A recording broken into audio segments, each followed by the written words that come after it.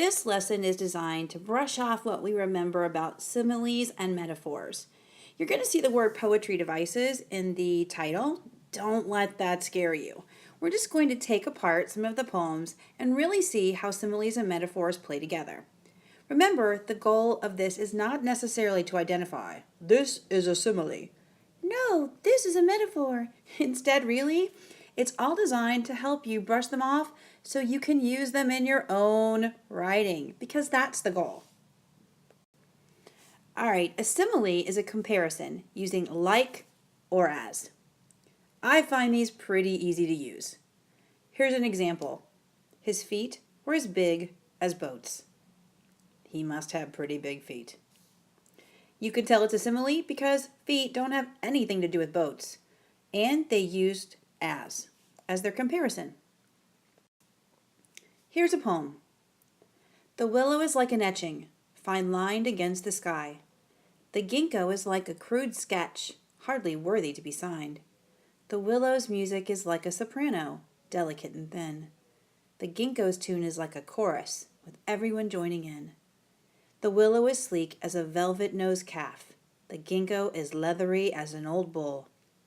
The willow's branches are like silken thread. The ginkgo's like stubby, rough wool. This poem is chock full of similes.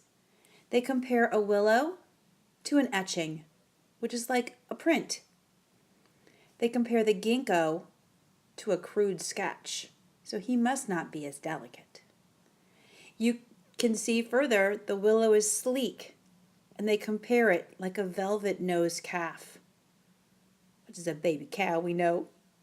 That the ginkgo is as leathery as an old bull. This helps me really visualize what a willow is and what a ginkgo is. Let's look at the next slide. A metaphor is a little bit different.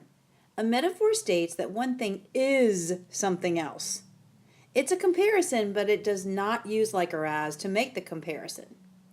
So here it says her hair is silk. They just took the word like. Her hair is like silk, out. Her hair is silk. And look at it, it does look that way, doesn't it? Now let's look at simile or metaphor. But again, my goal of this lesson is not necessarily that you know which is which. My goal for this lesson is that you brush off that this is a great use of language. That if we sprinkle similes and metaphors throughout our writing, it helps our audience really visualize what we want them to see. So here's the first example.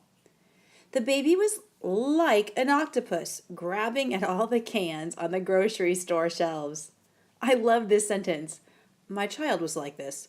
And I could really kind of picture this kid just going everywhere. And what do you think? Simile or metaphor? It's a simile. As the teacher entered the room, she muttered under her breath, "This class is like a three-ring circus." Oh no, I'm starting to really identify with these sentences. This one also compares the class to sometimes like mine, a three-ring circus, which is very busy and constantly in motion. I see the word like, so they're comparing it using a simile.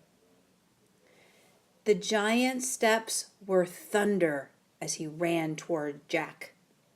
Oh, that's an awesome one because I can picture the giant just thumping through the clouds loudly.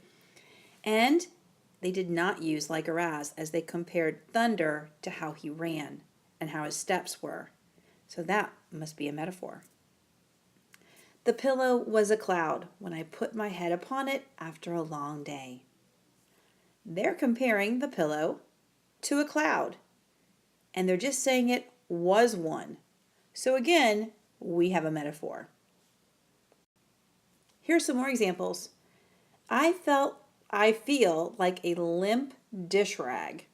Ooh, they're comparing how I feel to a limp dish rag, and they're using the word like. Simile. Those girls are like two peas in a pod. Like.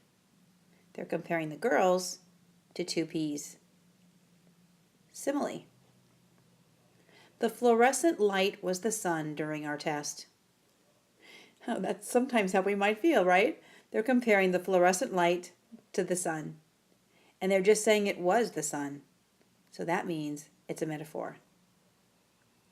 No one invites Harold to parties because he's a wet blanket. They're comparing Harold to a wet blanket, which means putting that on kind of takes all the fun out of everything, doesn't it? A wet blanket. He is one. He is also being compared as a metaphor. The bar of soap was a slippery eel during the dog's bath.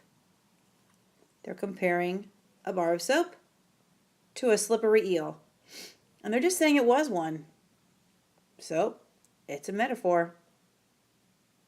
Ted was as nervous as a cat with a long tail in a room full of rocking chairs.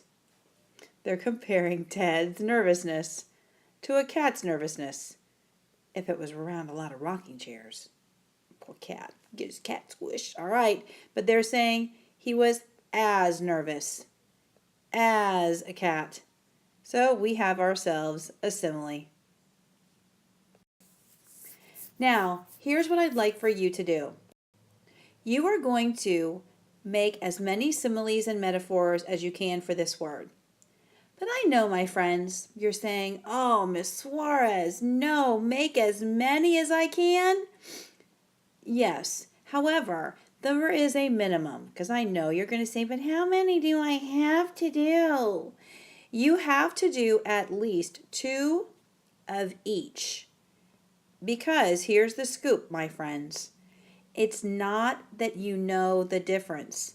I could care less if you know which are similes and which are metaphors. I want you to use these in your writing. So I want you to think about chocolate.